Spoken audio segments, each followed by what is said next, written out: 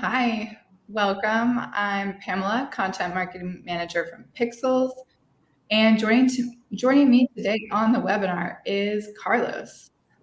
Hey, Carlos. Hi, Pamela. I'm Carlos. I'm the Chief Product Officer here at Pixelz, and I'm happy to be here today. And hopefully you're all joining us today because we're going to talk about virtual models today. So before we jump into all the content we've got for you, I see everyone is already saying hello in the chat.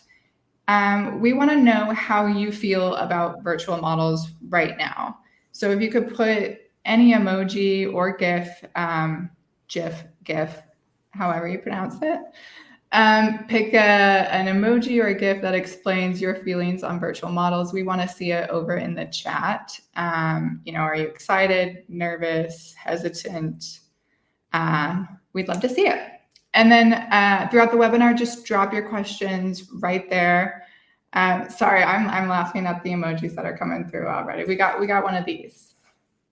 We got one of these. We feel those things too. So we'll be using the chat a lot today. Drop your questions, your emojis, all that there, and we'll get to them throughout the webinar. I shouldn't have asked that question because I'm distracted by the chat now.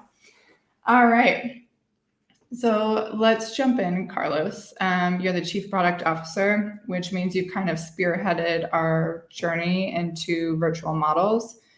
Can you tell us a bit why we're looking into virtual models and what you've learned so far? Yeah, me and my team, we have been testing this for a while, and we also talk often to customers, and we even have different surveys asking about this topic, and we learn a lot. And we also learned that the opinions about virtual models and what we can do, it's a pretty divide between cost efficiency, time to market faster, even more creativity. And in the other side, we also heard exactly like less creativity, just a phase or even a backlash. So it's really divided. And but we also learned that the quality improved a lot recently, and we're going to even see different use cases and some examples today. So yeah, we learned a lot. Yeah, I pulled some thoughts. I don't know if anyone in this webinar got a chance to go to Flow Berlin Local, but that was one of the topics there. And I read through some of the notes that our team brought back with them, and they were saying that a lot of the same thing. A lot of people feel like it's here, we're on the cusp of it, but we're also waiting for consumers to catch up and trust virtual models. Kind of really, is it going to replace things? It's a constant divide and back and forth. Exactly. As a new tech, there are always early adopters and people that's waiting to see if the tech is worth it or even resistant to change. And in fact, we've seen that with different technology changes over the years, right? And even in the photo environment, like with film photography versus digital photography, even the introduction of Photoshop to modify images and how it's going to disrupt everything. And now, more recently, with Gen AI, how it's going to also impact content creation. Yeah, I mean, it's been an ongoing conversation from the get, and we're not just talking about in the photography industry, right? I mean, of course, there's been film versus digital. I remember at one of our first Flow events, listening to someone talk about doing proofs on Polaroids, right? We're not that far into the changeover from film to digital. And then, as you said, with Gen AI, we're constantly having these conversations of what does it mean?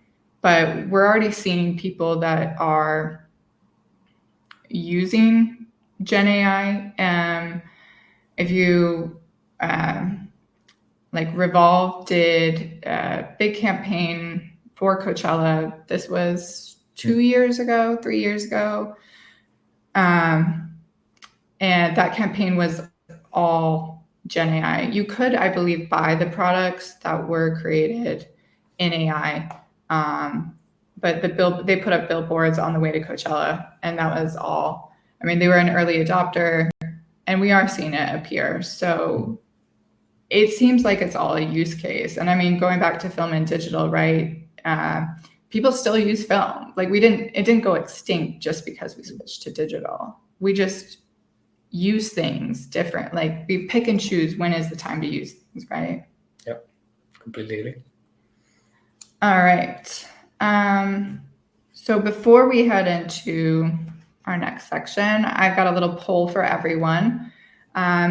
We want to know that prior to joining us today on this webinar, have you done any research? Have you talked to any companies? Have you spent time learning about virtual models, or is today your first sort of dive into the virtual model world? Okay. So we have very few novices here. We're a little split. Are you surprised by these? There's a lot of people that did the research previous to this webinars. It's nice to see. Yeah. 76% already. 8 increasing. Yeah. Nice. All right. So it looks like a lot of you have some thoughts or have some knowledge at least. So as we just discussed about film, digital, Revolve, using Gen AI, we're seeing that there's room for all this technology. It just depends on really the use case you're going to use it in. So normally on these webinars, we often look at PDP and kind of discuss how they're using images. We're going to take a slightly different tactic today. We're going to still look at some great PDP pages that we really love. But we're going to kind of look at it through their lens of virtual models and how virtual models could possibly be used in different use cases. So I should be sharing my screen right now. Great. I am. This is a personal favorite of mine, this whole page. I think they've laid out everything really well. So this is for a purse, snakeskin purse. I'm always a big fan of View the Look personally. I like knowing all the styling options that you've got down here. They put it all out for you. But if we're looking, Carlos, at this through the lens of why is a purse great for a virtual model use case? Mm-hmm. Glad that you like this product. It's pretty nice. But very nice. Purse. If I look only at the first image or the other ones without the model, I could have said that this is more like a shoulder bag, not like a handheld bag. So it's giving you, I mean, they shoot this with a real model, of course, just applying the model, but it gives you the size, right? And I think that's super important for bags and for accessories in general. But sometimes it's also tricky to shoot this in a studio. You have to continuously change the outfit, and that's more time consuming than changing the bag, right?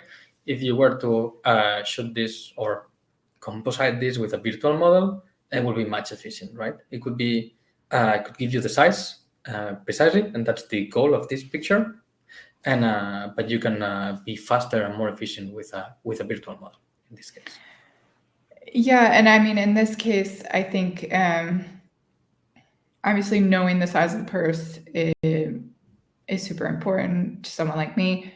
But we're also looking at a product page for a brand that sells clothing as well. Mm-hmm. So obviously it's easy to style, but if you're an accessory company, I can see you don't have maybe access to the models. Another thing that I personally love the idea of is being able to change the styling, the clothing in and out to go with this bag. In this case, you can see that they no longer have this top for sale. So they put a similar item to match the outfit that's shown. And that's, you know, Yeah. I mean, even hovering over, you get to see the outfit in different ways. So if you were to reshoot this, it will be super complicated and time consuming. With a digital model, you can just change the t-shirt and update then the composition, and the image will be live again with an item that you have stock. So it's much faster. Yeah. okay, let's finish with this page, which I'm sad to leave because I've been staring at this purse a lot lately, and You're going to end up buying it. no. All right, let me share our next one. Now we're actually looking at the category page for dresses, women's dresses here. And so this is resale site. They're selling secondhand clothing, mainly designer, as you can see. You know, just a guess that they're doing a ton of high volume of one-off pieces. Oh, that's a really pretty dress. And as you can see, they tend to shoot all of it on Ghost Mannequin and leave it on a Ghost Mannequin. And I'm assuming that's all because of resources, time, money, people to be able to shoot the amount that they're shooting and still try and give a realistic effect to how this dress is going to lay, how it's going to flow, where it cuts you on the waist, all of those things that you're not going to get from like flat lay or hanger. Yeah, exactly. Yeah. Yeah. And also, they only have one unit, as you mentioned, right, of this product in different sizes. So imagine booking a model from, I think the first one that you're sharing is an XL, then the third one is an XS, as well as the fourth one. So all the logistics to shoot this with model, and it's just unbearable. And for just one unit, although it's a premium product, and also remember that you only have one unit, so the margin, what you get out of it, is little compared to a brand that's shooting hundreds or thousands of the same unit. Yeah. Here, shooting with a 3D mannequin, it's easier again to create a virtual model and composite that on the virtual model to give you a more close to real appearance, giving you all the benefits that you mentioned, right? The sizing, how it fits, how it folds, how it looks in a person. But just imagine, I just imagine the team that works on these Ghost Mannequins must be like NASCAR pit crew of getting outfits on and off a Ghost Mannequin at this point. Nice comparison. Thank you. Our last example is a little bit different, and I'm very excited to share this one. I'm very curious if anyone watching has already seen this campaign, this page from Mango. This is a Mango Teen. So let me know in the chat there if you've seen it. Carlos, you want to walk us through why this one's special? Yeah, I don't know if I want to right away or wait for a few answers, just not to spoil what it is. No, let's go ahead. This campaign is, the model is not real, so that's why we're showing it, right? And it was done with AI. So the person, the environment, it's virtual, and then the garment is composed on top of that model. In fact, if you have a retouching eye or photography, eye, you may notice that, but after looking, like really looking for the composition hints, otherwise it looks really good, right? I mean, if anybody tells you, you won't even notice that this is done with AI. Did anyone, I'm curious if anyone knew this ahead of time. What do you think? Is this, okay, you may in asterisks notice that, yeah. I think from a quick glance, I'm very impressed. And, I think it worked well that it's a campaign, right? They call it Sunset Dream because I'm assuming it's been retouched because there's this, I don't want to call it a filter, but there's an effect that it's being retouched in a way to set the mood of like sunset. So Yeah, exactly. I mean, when you create images with AI or 3D, you can still run them through any editing software and apply your style, right? So it's it's completely visual. and I think, sorry, go ahead.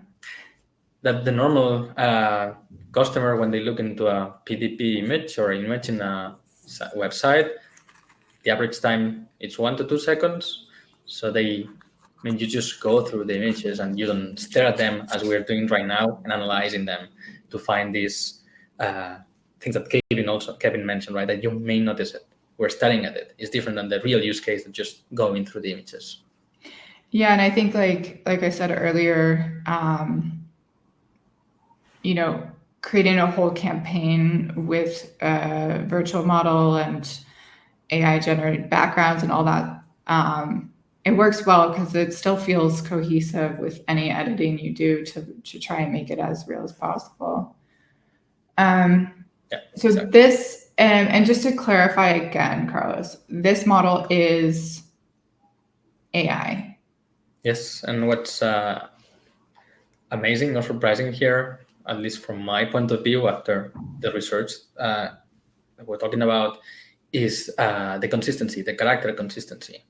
And this is, in fact, something that we are going to talk about now, right? The differences between 3D computer-generated images, CGI, versus AI models.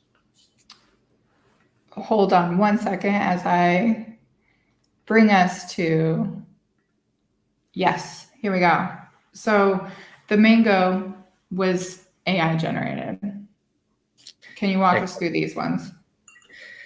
Yes, and part of the research, as I mentioned, was to compare the different technologies to create virtual models. And we, after the initial research, we went through, we decided to go to 3D because it offers us more control. In fact, the first model that you see here with the gray background is done in 3D software, like completely like sculpted. So we decided everything about that model, and we put it in an environment with a specific lighting and clothing, also in 3D in this case. That's the render that we created, and then we can also apply some Photoshop or Capture One or other kind of retouching, as we were talking about. The other ones are done in AI and is more difficult to control. The hand placement, even facial expression, the lighting is not exactly the same, although we wanted the same. And there are small differences that are out of your control because AI is more random. I think if you go to the next example, Pamela, yeah, exactly. This is the 3D one. And the quality that we achieve here, from my point of view, is really realistic and with the full control of everything, every aspect of the pose, the expression, the environment. That's the main difference in this case. Yeah, exactly. Oh, just another variation. Yep. But AI, exactly. That's the next one. With the recent changes in different AI providers, like this one is from Midjourney, when they introduce character consistency, I think it improves significantly the results that we can achieve from this technology. As I mentioned before, when we're talking about Mango, having this character, like this model, being the same or really close to be the same to all pictures, I think that's important, right? For a fashion campaign or a PDP product display page where you want the same model in all images. And that was a challenge. Now it's getting to a better place. Although if you really look at the image and you stare at it, you will notice, again, you may notice different changes. So it's not exactly the same virtual person. But the creativity behind that, or the final aspect of the image is really beautiful. I mean, I didn't ask specifically for this lighting, this reflection, just trying to describe it a bit. but that's what the AI generated.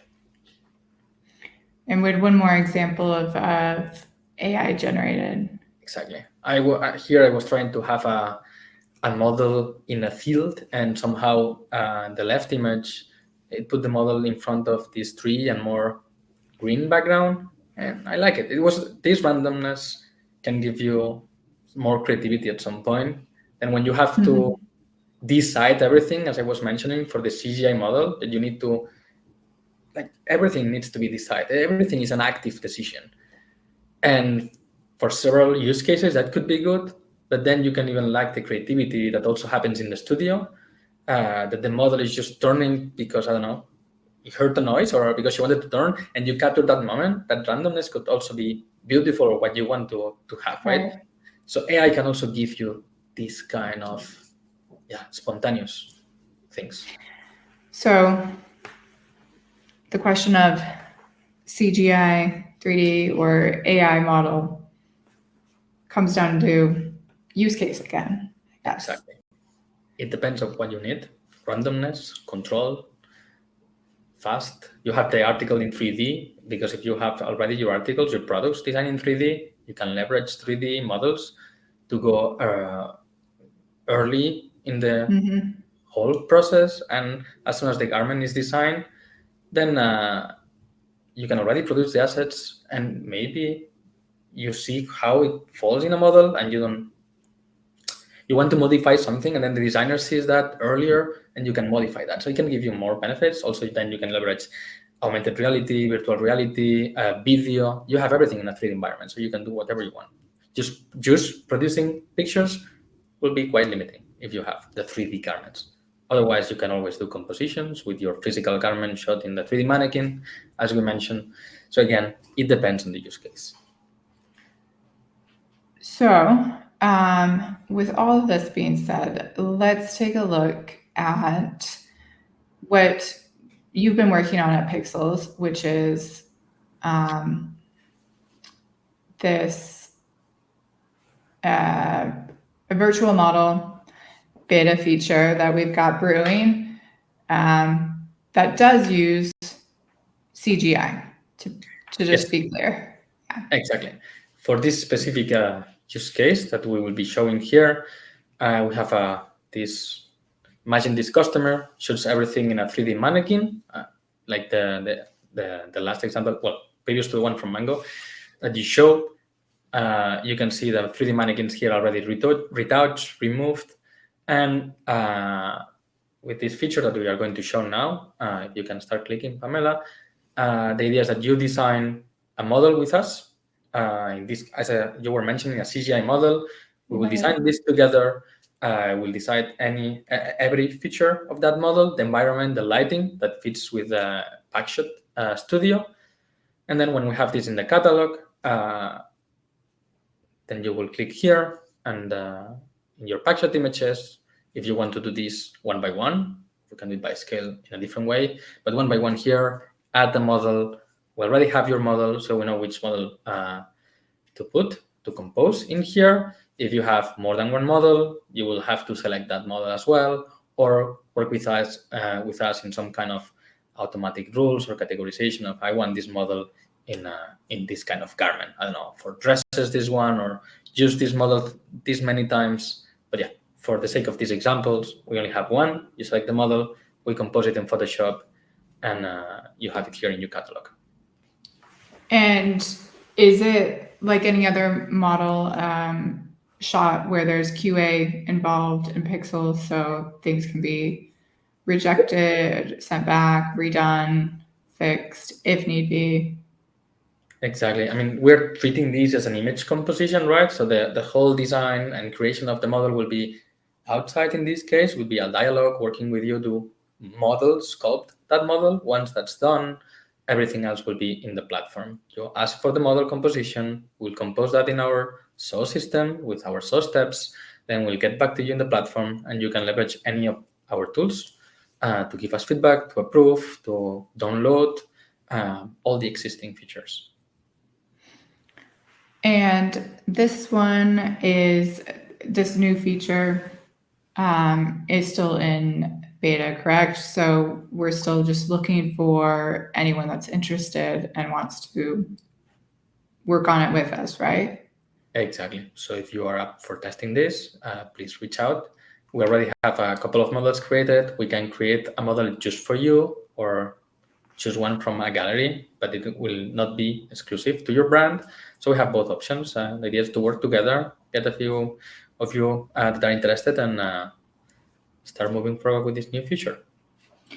Yeah, I mean, it's just, as we talked about earlier, it's just another tool in the toolbox for anyone that is trying to make sure that they need access to everything that technology is allowing us to do.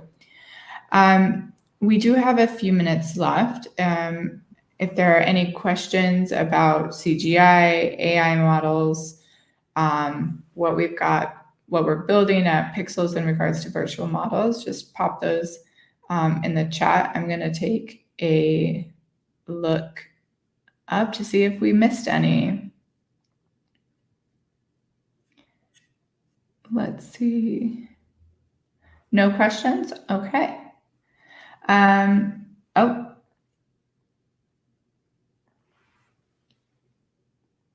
Okay, I'm going to start with the quick one. Is the model 360 so the back of the outfit can be shown? It depends on the model, yes, is 3D. So every aspect of it is done and you can see everything. If your garments are shot also like back, we can compose the back. If it's your garment in 3D, then everything of it will be in 3D as well.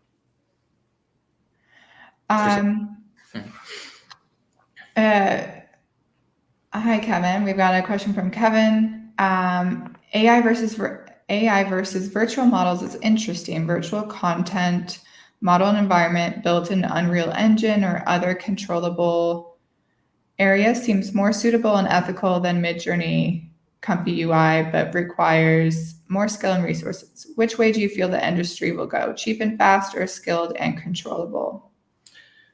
In my opinion, and after the research that we've done, I think that 3D, so if it's Unreal or Blender or just 3D, this control environment could be more suitable for PDP images where you need that control, that consistency. While if you want this random creativity, it could be leveraged for campaigns like the Mango one, right? Or more elevated, more maybe social content. But for PDP, for e-commerce, CGI is more control, and that's what we normally want in the studios. And I think, sorry, I'll move on to the next one while we've got 2 minutes left. How about, do you see jobs, headcounts, budgets being negatively impacted? I'm going to take a quick stab at this and say, I think, like we were talking about earlier with film, digital, people testing things out, it's another tool in the toolbox. I think as we understand more about it, I don't see us ever getting rid of photography. This is just my view on it, but I think there's also, as we saw in the examples today, people that aren't even using models at all at the moment and could experiment with using virtual models, even though they have no model photography currently. Is the lighting on the model customizable if we needed to match quality and direction of how the product was shot on mannequin? Everything is controllable. Everything. When you are doing this in 3D, is what I said before on the comparison with AI, you can decide about everything. So lighting included. And for deciding lighting, you also need to have photography skills. For deciding how to style your garment with, you need stylism skill sets. So even if we combine both photography, as you were mentioning, Pamela, and 3D, you still need this skill set for both setups. All right. Should we take one more question and then wrap up? Go ahead. Okay, sorry, they're coming in fast, guys. I'm trying to read them all. Okay, how about what is the actual turnaround time of selecting the model and getting so let's say they said getting the model and getting the product composited. Let's say you've already created the model. What's the turnaround time for just getting the product on the model? Several questions here. If you already have the model on the post, and composing is our SLAs, retouching SLAs, so probably depending on what you have arranged with us and template is either next day, 9 a.m., or maybe 24 hours, but this range of time. I also have expedite in 3 hours and these kind of things, but normal retouching SLAs that we have at Pixelz. If it's creating the model, it depends on the technology. CGI, this one that we're showing here, that's more handcrafted in Blender, exclusive. It can take 1 week for the first round. Unreal, as some people is mentioning there, it could be a bit faster, but less realistic, the end result. AI, it depends. It could be really fast or we'll need a lot of iterations to give you some estimates. Thank you, Carlos. Sorry, guys, I'm running through the chat here. I just wanted to say quickly that I see all of your messages, and Kevin, you are right. This was a very intense subject for 30 minutes. So those that have left messages in the chat, we will find some way to get those answered. Maybe that'll be a blog post coming up. And then I also saw a message from David and Jorge. We'll have someone from the team reach out to you if you're interested in learning more about the virtual models. So that was an intense 30 minutes, Carlos. We shot for the stars there and tried to pack a lot in. So we'll try and bring you more information. Thank you, everyone. Thank you, especially to Carlos for telling us all about this. Thank you, Pamela, and thank you, everybody that was here today. Thank you. Have a great day, everyone.